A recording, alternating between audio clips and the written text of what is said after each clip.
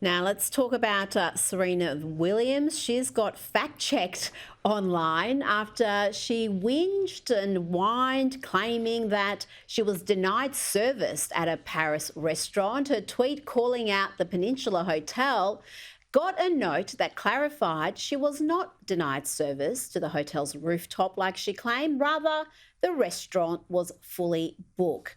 But the tweet is still up. She doesn't seem to be embarrassed by this. I just don't think it's a very good look to have someone as famous and privileged as her complaining about not getting special treatment. It's the Olympics, it's Paris. Those sort of venues are going to be full. You're right. I think anyone that is voluntarily friends with Meghan Markle is shameless. So I agree. The tweet should have come down by now.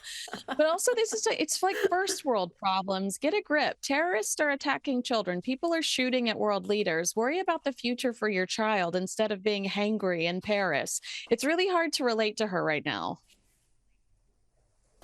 Yeah, and I remember at I think it was the ESPYs where she made some snide remarks about an NFL player, and I don't know. There's just, I think we need her to be playing more tennis. She seems to be in a much better mood when she's playing the game. Now, let's talk about the royals. Sources close to Princess Catherine have told the Daily Beast her cancer treatment is going well, and her family is optimistic about the future, but her brush with mortality has made her make some readjustments in her life. Is this the same information you're hearing, Kinsey? Yes, I have absolutely heard that the Princess of Wales is feeling peaceful, grateful for every day she gets to spend with her children. And there is really no room for drama in her life right now. They're saying that she's in such a good space that she's going to likely continue to maintain this much lower profile with less public engagements, even after her expected full recovery. A friend told the Daily Beast when it comes to Kate's health, it's not over. She is still going through chemotherapy, but there is lots of optimism and a lot of positivity, and she just wants to focus on the good and focus on her babies. But the kind of worst part of that article is they do say that the king is doing a magnificent job fighting his cancer, but is still very much unwell. And the fact that the king is unwell has made Kate focus on the fact that she might only have a few more years of freedom. So, I mean, read between the lines there. That's kind of concerning about the king's health. Yes, then her family, it's not only going to be the husband being king, but she'll be preparing her eldest son for that role. And the pressure of that in itself would be quite significant. Meanwhile, we've got Harry and Meghan doing more tell-all interviews. We talked about the one with CBS, which was to plug their latest campaign to help parents protect their children from online bullying. It's a very good cause, I've got to say, but is it a tad ironic to have Meghan fronting this campaign given the allegations of bullying levelled at her personally during her time at the palace? And also on the set of Suits, there was some disquiet there. And then she's really quite good friends and has never criticised the likes of, say, Chrissy Teigen, who is, well, renowned as a bit of an online troll. There's a record of her bullying teenagers online and even telling one to kill herself. I mean, don't forget Ellen DeGeneres. Ellen lost her entire talk show over bully allegations. There were also the allegations in Tom Bower's book of Meghan being nasty to the production on a photography shoot she was doing for a retail store that she had a collaboration with. And Serena Williams being a bully in Paris over not being able to get a seat at a restaurant. So I do think that she's not the right person to front this. I'm with you. What an incredible organization. I'm glad that it exists. They could put the parents out there that have lost their children to front it and to be the voices that are much needed in a really lonely world that I imagine. Now, Katy Perry is copying some criticism. She's got a comeback underway.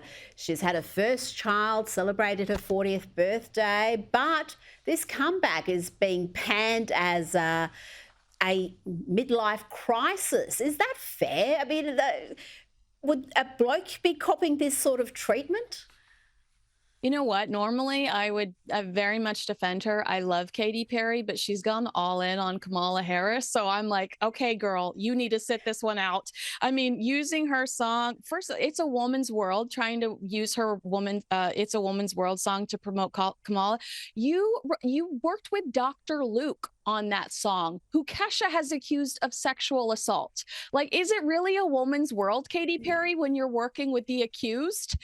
So I think that she has all sorts of backwards right now. She's really struggling to find her path. She sat out for too long and was a judge on American Idol, and I just don't think she knows what's cool or relevant anymore. She needs to spend some more time on TikTok, I guess, lose a few brain cells, but maybe she'd have a better understanding of what's hip today. Well, that's been her talent in the past, reinventing herself, coming up with some sort of a gimmick that speaks to the kids. But yeah, maybe that becomes progressively harder as you get older. Now, musician Jack Black is also an actor. Used to be universally loved until he got all political. Remember, he did that fundraiser for Joe Biden just before they removed him from running for president again. And his band Tenacious D is, well, they're not touring anymore. They all fell apart after his bandmate Kyle Gass made some ugly comments about the assassination attempt against Donald Trump. Jack Black is saying the band will come back, Tenacious D will be back when it feels right. I've never bought this story. I just can't imagine Jack Black blowing his band up over one ugly comment, which frankly, let's be honest, is fairly commonplace amongst the left, particularly the celebrity left. What's really happening with Tenacious D and Jack Black? I think that instant reaction, this was right after the assassination attempt, and his bandmate said, "Next time, I hope they don't miss," or something horrific like that. I'm telling you, Rita, everything in the States changed when Joe Biden dropped out. Everyone just decided to pretend like there wasn't an assassination attempt, and we haven't been erasing women.